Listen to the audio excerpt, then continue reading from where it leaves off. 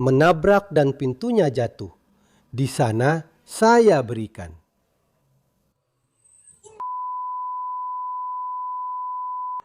Ya, kamu yang mengemudi.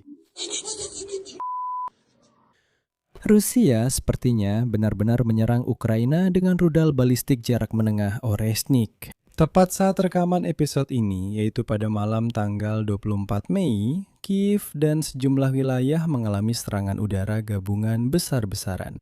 Musuh menggunakan sejumlah besar drone, rudal balistik, rudal jelajah, serta menerbangkan dan mengerahkan pembawa rudal jelajah ke udara dan laut. Pada dasarnya, orang Rusia menyerang Ukraina dengan seluruh persenjataan jarak jauhnya. Dan sekitar tengah malam, Angkatan Udara Angkatan Bersenjata Ukraina mengumumkan ancaman penggunaan rudal balistik jarak menengah Oresnik oleh penjajah. Pada saat itu, setelah jam 1 malam, serangkaian ledakan yang cukup kuat terdengar di Kiev dan wilayah sekitarnya. Dan sekarang, video yang merekam serangan Oresnik di wilayah Kiev sudah muncul di internet. Dalam episode ini, kita akan membahas semua detail yang sejauh ini sudah diketahui tentang serangan rudal Oresnik ini. Dan bukan hanya itu, sayangnya. Kita juga akan membahas alasan apa yang dibuat-buat oleh orang Rusia yang kotor dan biadab untuk serangan licik ini. Nama saya Alexei Peci, mari kita bahas topik ini bersama-sama. Tapi sebelum kita mulai, saya minta kalian untuk subscribe ke channel YouTube ini, like video ini, dan tinggalkan komentar kalian di bawah video ini. Selain itu, jangan lupa juga untuk follow channel Telegram saya, Peci News. Linknya ada di deskripsi video ini. Di sana, kami membagikan berita-berita terbaru secara real time. Dan untuk orang-orang Rusia yang tetap saja datang dan menonton channel YouTube saya, silahkan langsung berkemas dan keluar dari sini. Di sini tidak ada vodka dan sepatu tradisional. Kalian tidak diterima di YouTube Amerika.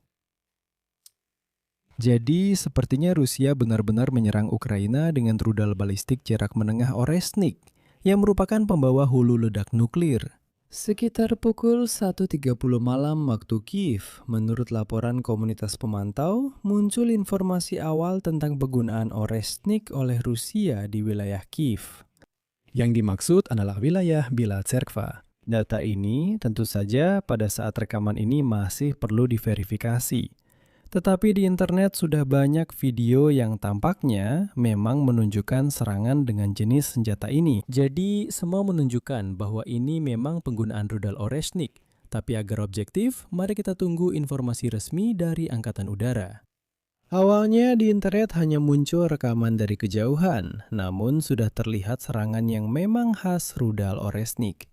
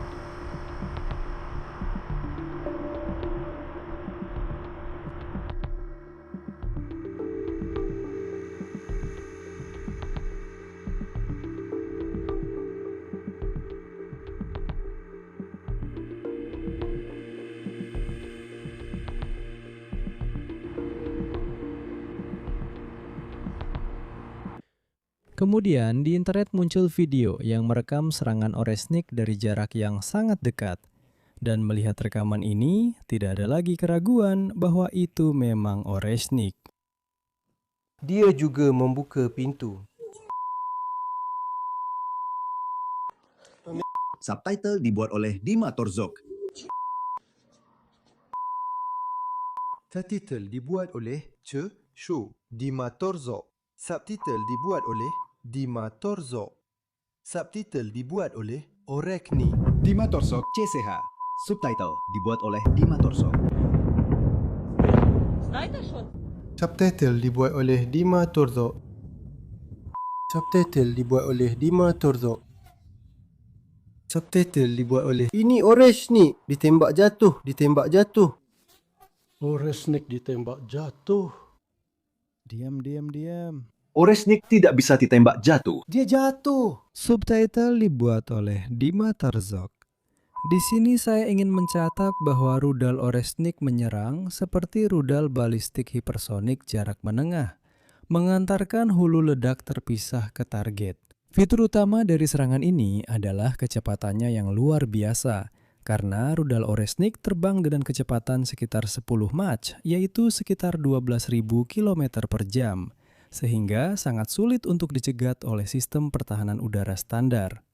Saat memasuki atmosfer, hulu ledak terpecah menjadi banyak, hingga puluhan elemen penghancur kinetik. Itulah yang kita lihat di video, yaitu serangkaian ledakan terpisah setelah blok-blok rudal ini melintas, yang telah terpecah saat memasuki lintasan serangan. Blok-blok ini dapat membawa muatan biasa tanpa nuklir, maupun hulu ledak nuklir. Dalam versi biasa, mereka bekerja karena kecepatan dan berat yang luar biasa, yang disebut proyektil inert. Artinya, hanya dari berat dan kecepatan proyektil ini terbang, ia mampu menembus pertahanan. Menurut pernyataan para pembuat dari Rusia, saat terjadi benturan, suhu yang dihasilkan bisa mencapai hingga 4.000 derajat, yang memungkinkan untuk menghancurkan bunker yang sangat diperkuat dan berada di kedalaman. Bunker seperti apa sebenarnya yang dicari orang Rusia di Bilatserkva, wilayah Kiev, juga tidak diketahui sama sekali. Serangan terhadap Ukraina berlangsung sepanjang malam dan target utama para penjajah kembali menjadi Kiev, di mana selama beberapa jam satuan pertahanan udara bekerja dengan intensif. Sayangnya, terdengar ledakan dan pasukan udara Angkatan Bersenjata Ukraina sudah memperingatkan sebelumnya tentang tingginya kepadatan target musuh di ruang udara di atas ibu kota. Ciri khas dari serangan ini adalah drone Rusia memasuki kota secara bergelombang, bermanuver hampir di semua wilayah. Karena itu, operasi tempur pertahanan udara tidak pernah berhenti. Sebagian drone terbang ke Konchesaspa, omong-omong, di mana sebagian besar pejabat dan anggota parlemen tinggal. Jelas bahwa orang Rusia dalam hal ini juga mencoba mendukung serangan ini di ranah informasi. Situasi memanas ketika Kiev terkena serangan balistik yang menyebabkan serangkaian ledakan dahsyat di dalam kota. Pada saat rekaman episode ini, yaitu pukul 3.00 pada malam hari di Kiev, akibat jatuhnya puing-puing dari sasaran udara yang berhasil ditembak jatuh, tercatat dampak serius di beberapa wilayah ibu kota. Distrik Sviatoshinsky, Kiev. Menurut data awal dari layanan darurat, telah tercatat lokasi jatuhnya puing-puing. Petugas medis dan penyelamat segera menuju ke lokasi. Dilaporkan ada kemungkinan besar adanya korban di antara warga sipil. Distrik Solomiansky. Jatuhnya puing-puing menyebabkan kebakaran di halaman sektor perumahan di mana mobil-mobil sipil yang diparkir terbakar. Tim penyelamat berhasil memadamkan api. Distrik Darnitsky. Tercatat ada kasus jatuhnya drone yang tidak meledak. Kepala Administrasi Militer Kota Kiev memberikan peringatan keras kepada warga. Jangan sekali-kali menyentuh atau mendekati puing-puing drone karena bisa saja meledak kapan saja. Sebaliknya, segera hubungi polisi. Bersamaan dengan serangan ke ibu kota, serangan besar-besaran juga terjadi di wilayah Kiev. Kepala Administrasi Militer wilayah Kiev telah mengonfirmasi bahwa dampak serangan udara tercatat di 11 lokasi di 5 distrik wilayah tersebut. Daerah yang paling terdampak adalah Bucha dan Fastiv, di mana puing-puing merusak gedung-gedung apartemen bertingkat.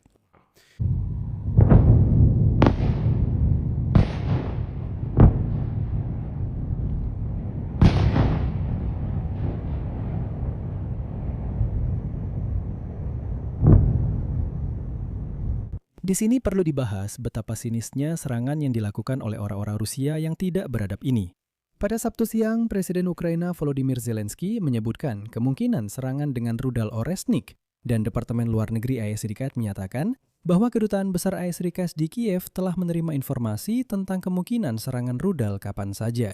Ledakan di Kiev dan wilayah sekitarnya terjadi setelah diktator botak Rusia Vladimir Putin menuduh Ukraina dalam apa yang disebut sebagai aksi teroris. Ia menyatakan bahwa pada hari Jumat, drone Ukraina diduga menyerang asrama mahasiswa di Starobelsk.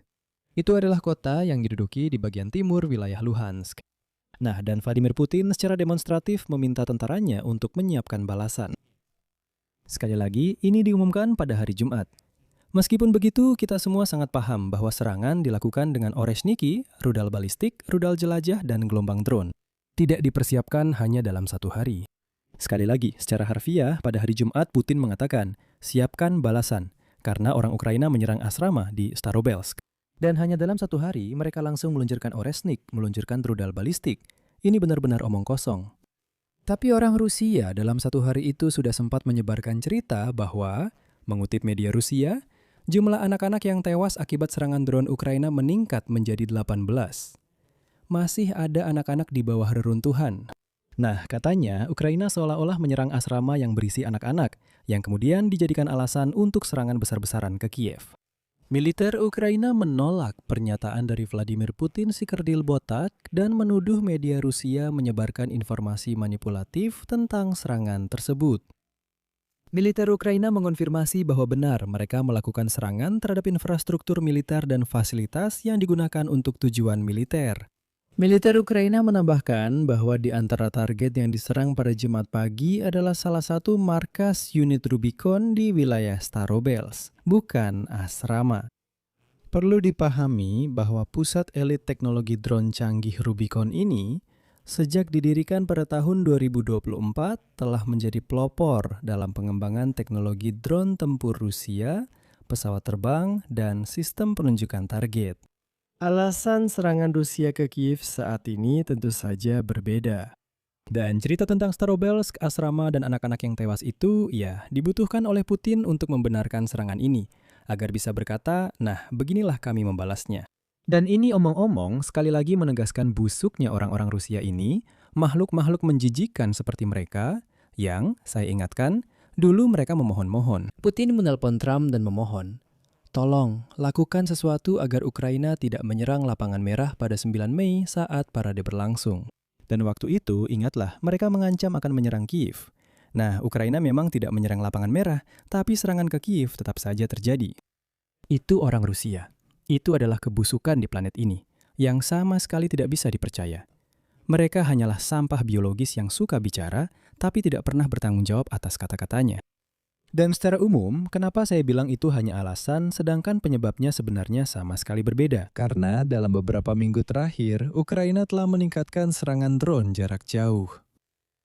Sebelumnya, minggu ini, Ukraina mengaku bertanggung jawab atas 2 serangan terhadap fasilitas militer Rusia di wilayah pendudukan. Pada Rabu malam, salah satu gelombang serangan menghantam kamp pelatihan pilot drone Rusia di kota Snezhnoye yang diduduki, yang mengakibatkan sedikitnya 65 taruna dan instruktur tewas. Hal ini disampaikan oleh Komandan Pasukan Sistem Drone Ukraina.